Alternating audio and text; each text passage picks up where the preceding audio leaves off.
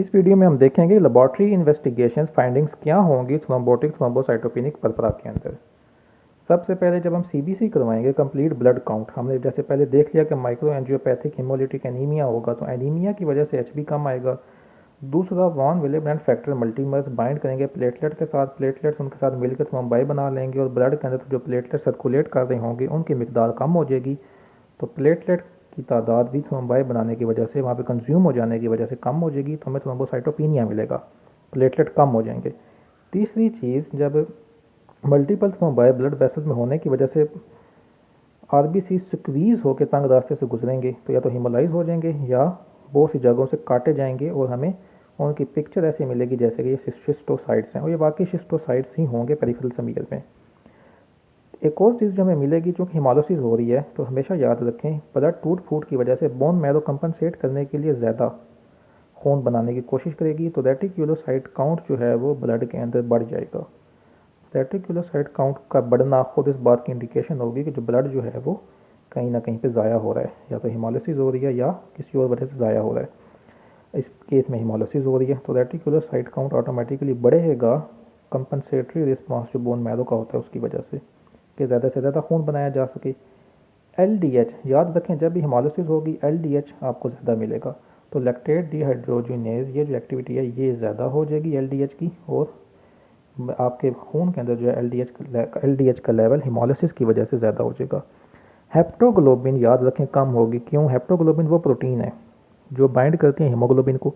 अब हीमोग्लोबिन आमतौर पे आरबीसीज़ के अंदर बंद होती है, लेकिन जब आरबीसीज़ हिमोलाइज होते हैं तो वो आरबीसीज़ के अंदर से निकल के सीरम में आ जाती है, वहाँ पे हेप्टोग्लोबिन मौजूद होती है। हेप्टोग्लोबिन हीमोग्लोबिन को बाइंड कर लेती है, तो हीमोग्लोबिन चूँकि हेप्टोग्लोबिन से बाइंड होगी तो अब वो ब्लड के अंदर हेप्टोग्लोबिन का लेवल ऑटोमेटिकली आपको कम मिलेगा। क्यों? कि जो मौजूद थी हेप्टोग्लोबिन वो जाके बाइंड होगी हीमोग्लोबिन से। तो अब खाली हेप्टोग्लोबिन जब आप उसको चेक करेंगे ब्लड के अंदर तो वो आपको कम मिलेगी।